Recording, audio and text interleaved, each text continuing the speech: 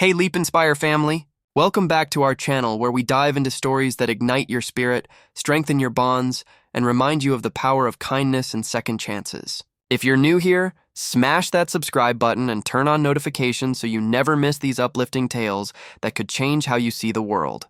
Today, we're kicking off our next story, one that's packed with twists, heartfelt revelations, and lessons on family, forgiveness, and true legacy. Make sure to watch till the very end because I've got some exclusive thoughts and a special shout out for our community.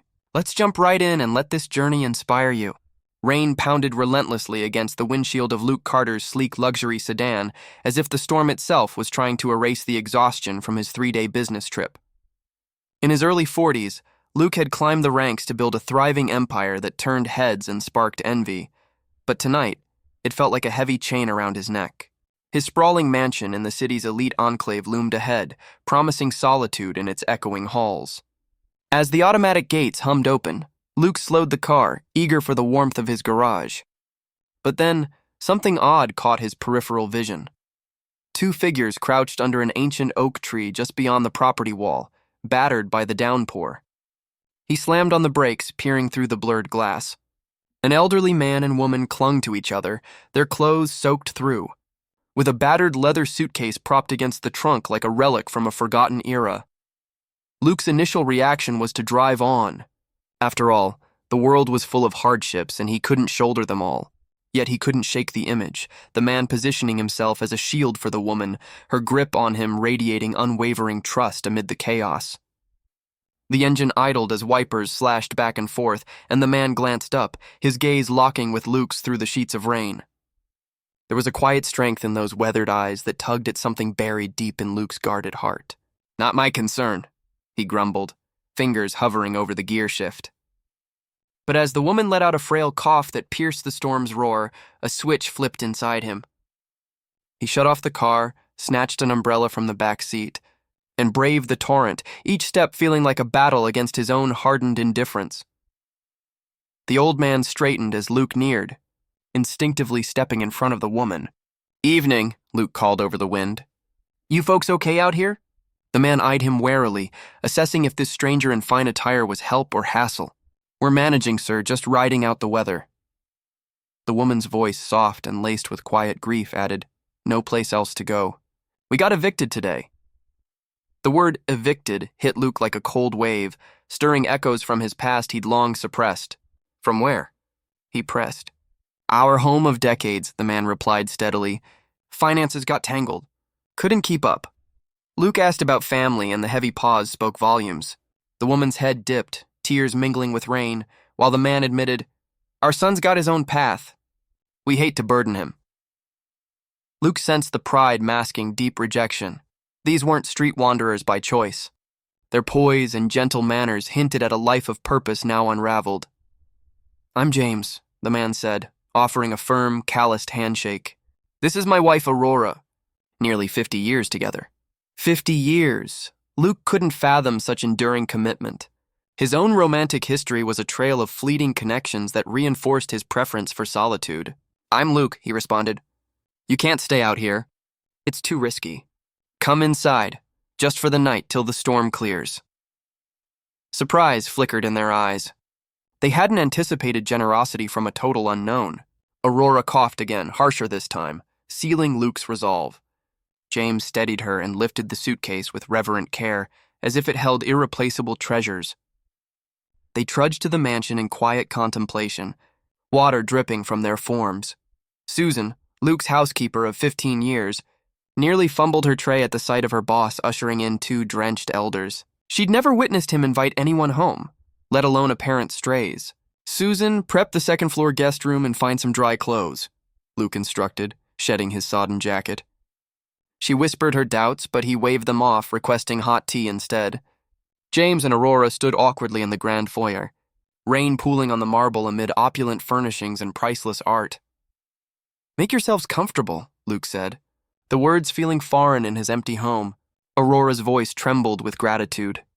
"Mr. Carter, it's been ages since anyone showed us such decency." Her words pierced him. How had life reduced these two to viewing basic kindness as a rarity?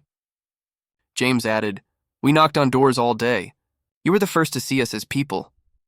Susan returned with towels and attire, her disapproval evident, but Luke dismissed her for the night. He watched James guide Aurora upstairs with tender precision, their bond a testament to love forged in fire. "Sleep well," he called. "We'll chat tomorrow." In the hallway's hush, Luke lingered, the evening's events swirling in his mind. No regret stirred. Instead, a rare sense of rightness warmed him. Soft murmurs drifted from their room, intimate whispers that highlighted his own isolation. Sleep evaded him as thoughts circled the couple, their guarded suitcase, and the depth of their shared history. Dawn broke with unfamiliar sounds, conversations filtering from below, infusing the sterile mansion with life. Luke descended in his robe to find James and Aurora at the kitchen table, savoring Susan's breakfast, though her service was clipped and wary. "Morning," Luke greeted, noting Aurora's renewed vitality. She beamed. "We weren't sure about joining, but Susan insisted." The housekeeper cleared her throat awkwardly, signaling a private word later. Luke sat, an anomaly for his rushed routines, and poured coffee. "Tell me your story," he urged James. After a weighted glance at Aurora, James began, "It's lengthy, but I'll start from the roots. I was a civil engineer, focusing on social builds, schools, clinics, shelters for kids in need. Believed in making real change." He detailed 18 rural schools, a dozen community hospitals, and 6 enduring children's homes. Luke paused mid-sip. This man wasn't destitute by accident. He'd poured his life into societal good. Aurora, clasping James's hand, shared her role, teaching music to underprivileged youth, founding choirs that graced grand stages. "Music mends the spirit," she said. "I saw street kids blossom through creation." Luke probed their downfall. Their son Ryan emerged as the villain, ashamed of their altruism, pushing for profitable ventures like towers and malls. Now a prosperous lawyer wed to wealth, he distanced himself, deeming their simplicity an embarrassment. "He asked us to deny our relation," James confessed bitterly. Then Aurora's heart ailment struck, costly and relentless. They sought family closeness, not funds, but Ryan rebuffed them, barring access to their grandson Andrew. When medical bills devoured their savings and home, Ryan's response was callous. "Your choices, your consequences." Neighbors whispered of his smears, labeling them as reckless. They'd endured 3 street nights before Luke's intervention. "What stings most," Aurora wept, "is building homes for countless kids, yet our son spares none for us." Luke's empathy surged. Their selflessness had left them vulnerable. Curiosity drew him to the suitcase. "May I see inside?" "You guard it like gold." After hesitation, Aurora unveiled its contents: photos, letters, clippings, certificates chronicling decades of impact. Smiling children from shelters, graduations from built schools, heartfelt notes from transformed lives. "This is our proof," James said. "Our lives mattered." Luke lifted a child's scrawled letter.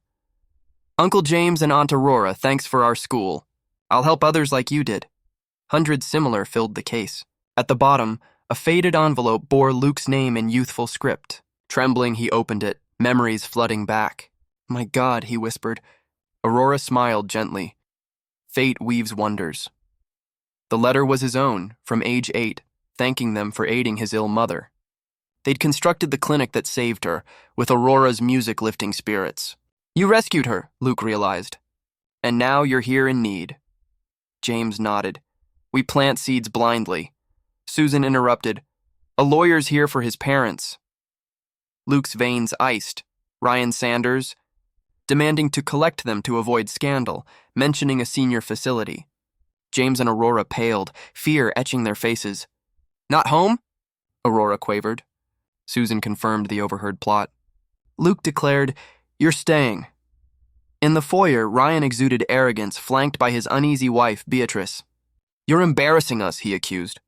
James defended their plight with grace, but Ryan dismissed. "Bad choices, helping strangers over saving." Luke interjected, "They built legacies saving thousands, including my mother." Ryan recoiled at the connection, sneering at heroes ending destitute. Tension peaked as Beatrice whispered retreat, but Ryan pressed. James and Aurora chose to stay with those valuing them. Ryan stormed out, threatening legal fire, while Beatrice waved subtly in solidarity. Relief was short-lived. Andrew, their grandson, arrived, having fled home to search for them after learning of Ryan's abandonment. "I couldn't stay with him," he said, embracing them. He revealed Ryan's scheme, falsified reports for guardianship to seize a $20 million inheritance land. Documents exposed bribes and lies. Aurora confessed her terminal illness, months left without treatment, fueling Ryan's urgency. Luke summoned attorney Austin Lemons, who marveled at their philanthropic records. $15 million donated, official commendations. This shreds incapacity claims. Surveillance cars appeared. They fled to Luke's rural retreat while Austin built defenses. Ryan struck with deputies and a doctor wielding a flawed order. Luke exposed the fraud using Andrew's papers. Beatrice defected, condemning Ryan. The order collapsed. Investigations loomed. But Ryan persisted, eyeing the land's value. James revealed a secret will from his grandmother, favoring altruists hidden in a bank box. Ryan raided it first via deceit, but a notarized copy from the suitcase turned tides. In the climactic confrontation, Ryan arrived with reinforcements, but the copy, Beatrice's divorce filing, and her testimony unraveled him. Deputies arrested him for fraud. With the will validated, James inherited, but channeled it into Aurora Village, a vast community with home, school, hospital, and center for 500 needy families. Maya, a former shelter child, now a pediatrician, directed the hospital. Beatrice remarried kindly. Ryan, imprisoned, sought forgiveness in a letter. They visited, offering redemption. Love has no conditions. Ryan reformed, joining village efforts post-release. Aurora passed peacefully, her legacy immortalized. The village thrived, embodying true wealth in giving, family in choice, love eternal. James lived on, surrounded by chosen kin. On rainy nights, Luke wandered the glowing streets, knowing James. And Aurora's hearts transformed far more than any fortune. Their story proved kindness returns, forgiveness heals, and legacies of love endure forever. Thank you all for joining this incredible tale. Hit like if it touched you, comment your biggest takeaway, and subscribe for more stories that leap into your heart. See you in the next one. Leap Inspire Family!